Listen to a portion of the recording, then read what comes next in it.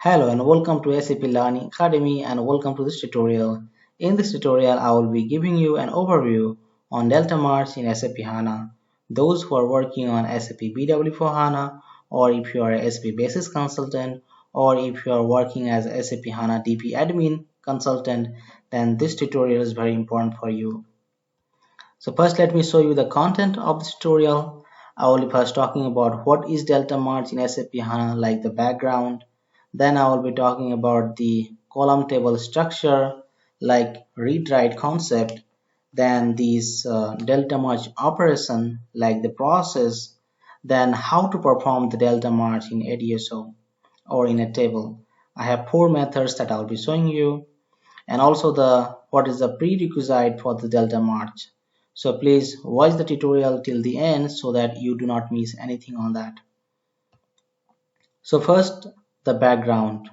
As you know that currently we have two category of table, one with row table and the other one is the column table.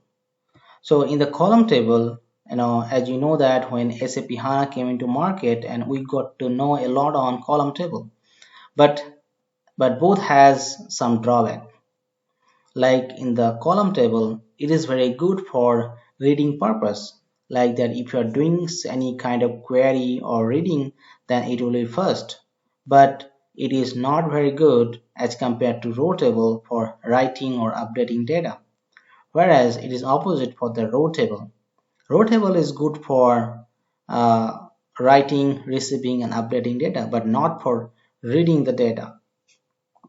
So we are going to focus on column table here in this tutorial.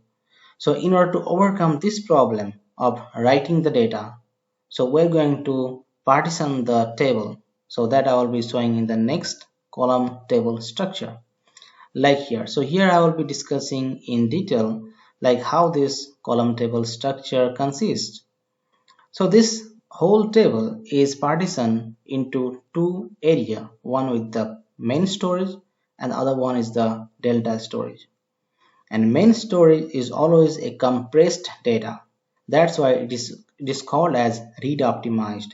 And whereas the delta storage is not read optimized, and it is mainly responsible for write operation. That's why it is called as write optimized.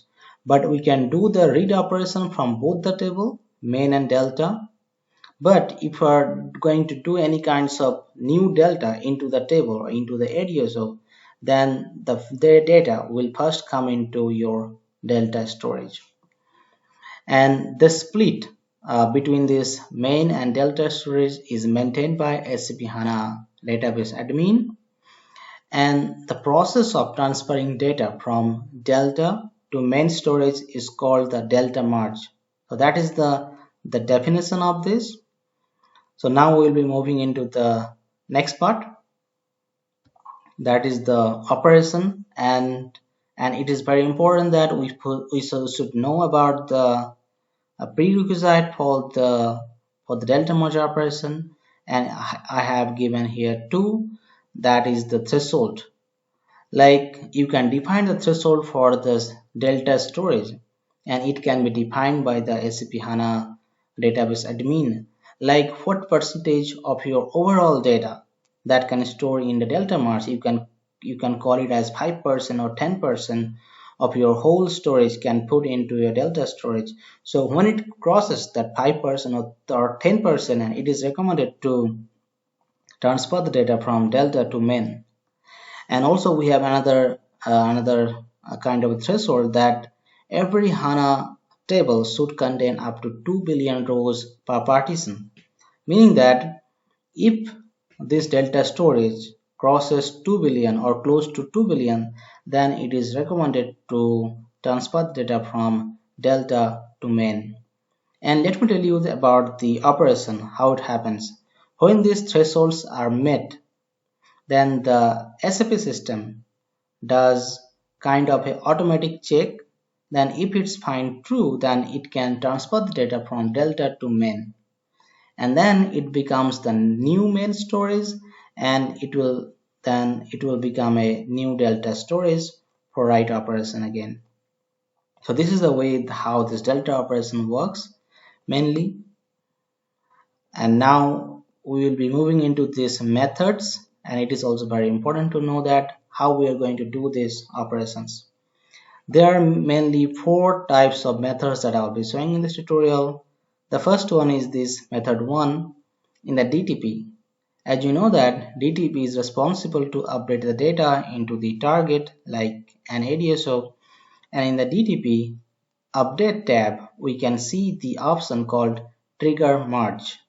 You can enable this option if you want to do the merging just after the data load. And second option, the method number 2, is the trigger delta merge. Sometimes it is seen that if you are doing delta merge just at the right at the moment of the data load, then it becomes a little bit of problem in the data overloading. Then it is better to do using a different process by trigger delta merge process type. You can take the type and you can put it into the process chain and you can run it at separate time. That also can be done if you do not want to follow the method number 1. And now we are going for the next methods, the method number 3 and method number 4. And here in the HANA Studio, you can go to the table, then in the table menu, you can right click and you will find an option called perform delta merge. So using this option also you can perform or you can transfer the data from your delta to the main storage. And the last option, the fourth option, is the using the SQL. You can directly write in the HANA Studio like merge delta of table name and hard merge, and we have force merge as well, like you can write as force merge, and also we have memory merge on. So these are the different categories how you can actually merge the table, and also this merging has some category like hard merge and soft merge, and those are doing by HANA Studio like using SQL or here right clicking by perform delta merge. These are called hard merge, and what has been done here by the DTP, it is called the automatic or auto merge, because you no need to do a manual interception. Here it will be done by the system automatically. So now I think I have covered everything about the tutorial and you have got to know the information you need. And please, if you want to know more about the delta merge or anything about the SAP, then please write below in the comment box about it, and also please like the tutorial if you have liked it.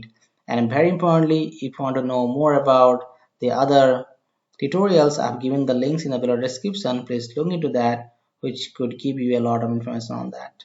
So thank you for watching. Have a nice day.